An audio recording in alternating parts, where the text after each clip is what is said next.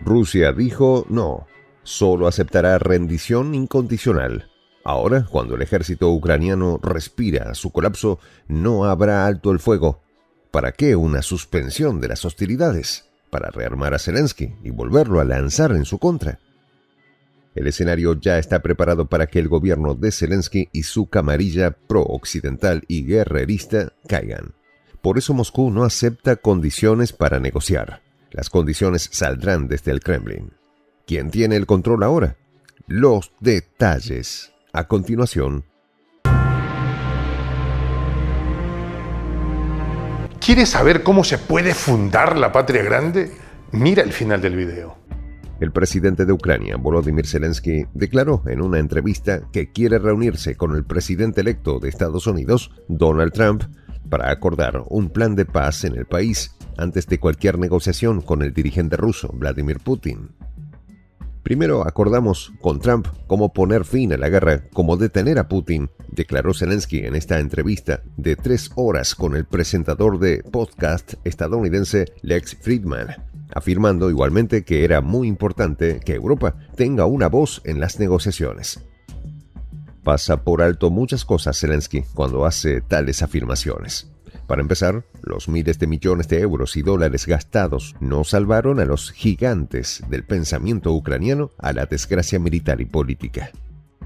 No es propaganda del Kremlin, como gustan en llamar en Occidente las noticias provenientes de Rusia. El medio Forbes informa que la Brigada 155 del ejército ucraniano que se preparaba en Francia ha desertado completa. Sus integrantes no quieren regresar al frente. ¿Con qué cuenta Zelensky o Trump para presionar a Rusia?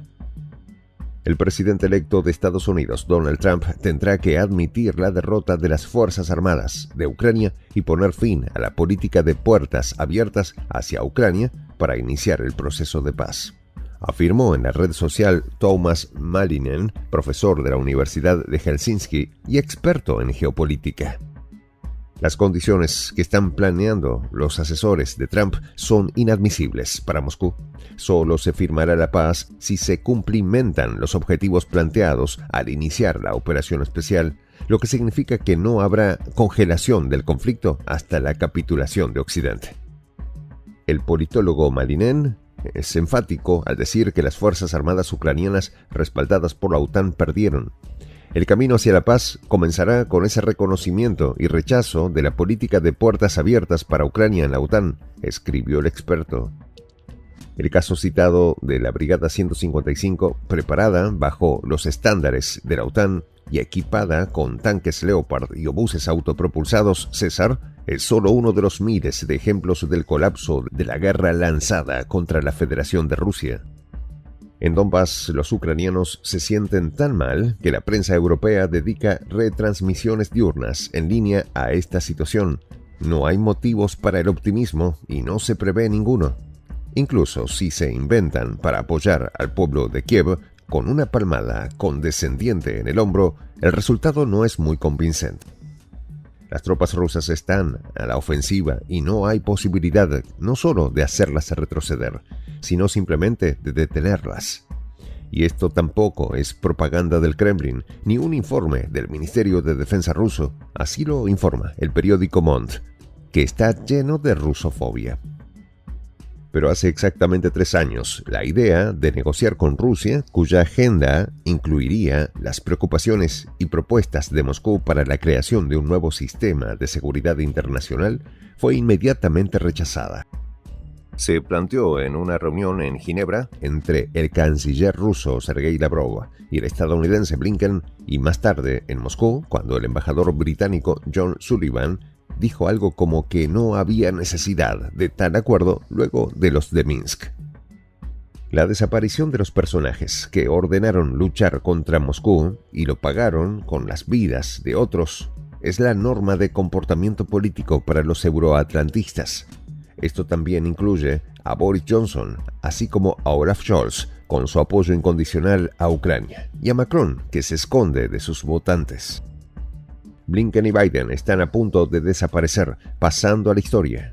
El mismo destino le espera a George.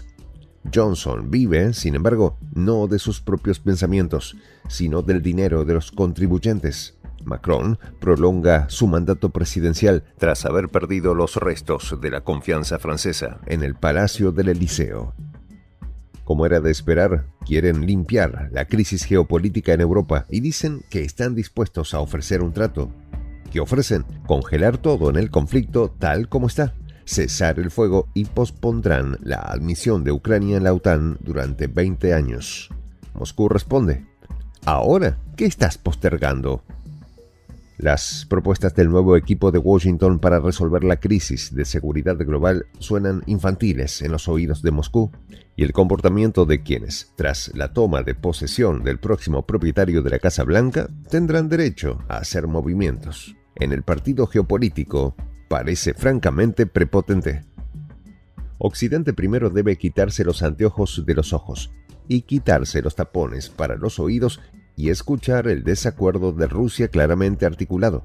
No es menos importante para los occidentales ver, entender y finalmente aceptar que simplemente las posiciones negociadoras rusas son ni serán determinadas por ellos. A todo el mundo le interesa saber qué exige Moscú, dónde se quedará, entre qué y qué tendrá que elegir Kiev, una rendición silenciosa o una capitulación total. Lo más importante se dijo enseguida: Rusia no necesita una tregua temporal con Ucrania. El Kremlin ve muy claramente que las Fuerzas Armadas de Ucrania apenas respiran y necesitan urgentemente una pausa en las hostilidades. Los amos occidentales los tratarán, los entrenarán, los fortalecerán y nuevamente los arrojarán contra Rusia. Rusia tiene amigos sinceros que han presentado varias veces sus propuestas para una solución pacífica. Apelaron al principio de integridad territorial de los estados consagrados en la Carta de la ONU.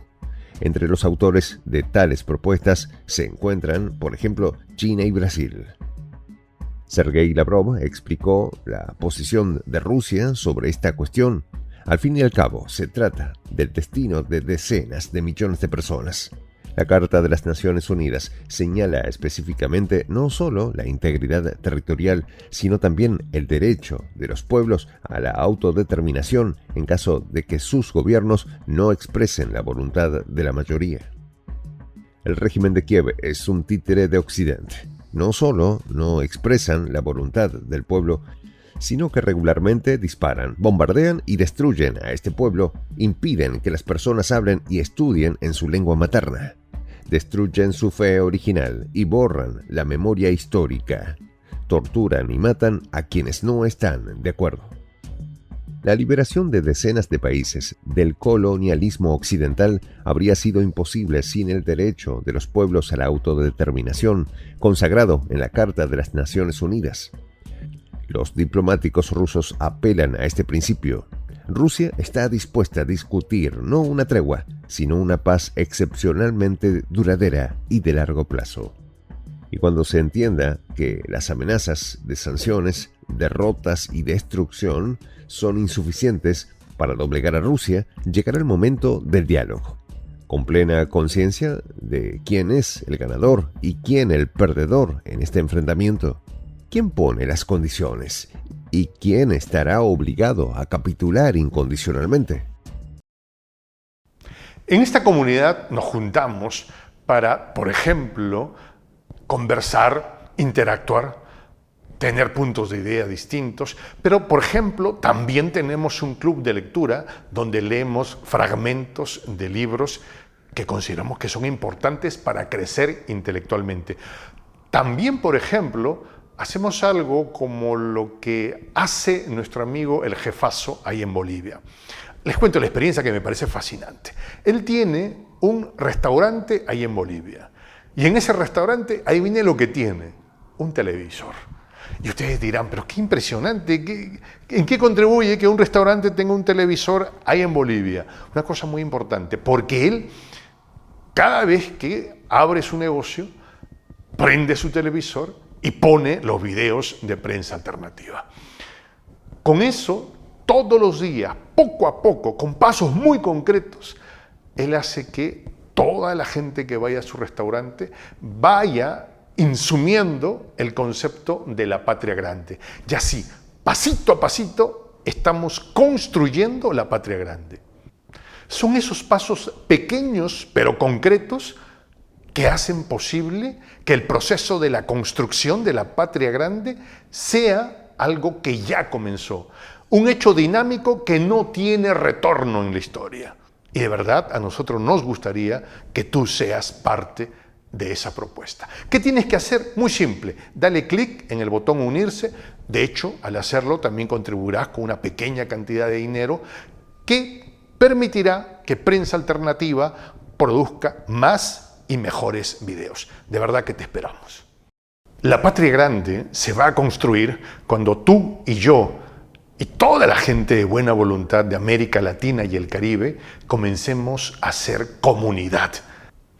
¿Cómo lo logramos? Interconectándonos todas las personas de buena voluntad que vivimos en América Latina y el Caribe. Y tienes una oportunidad de hacerlo, uniéndote a nuestra comunidad. Puedes hacerlo haciendo clic en el botón unirse que está en la parte de abajo. Soy el J, Juan José del Castillo, director del canal Prensa Alternativa. Si quieres ser parte de la comunidad de la Patria Grande, suscríbete a nuestro canal. Si es que quieres que te lleguen las notificaciones cada vez que subimos un video, activa la campanita. Si quieres apoyar a nuestro canal económicamente, puedes hacerlo a través de PayPal. El enlace está en la descripción del video. A nombre del equipo de Prensa Alternativa, me despido con esta expresión en el quechua milenario, Tupananchis Kama, cuya traducción es hasta volvernos a encontrar.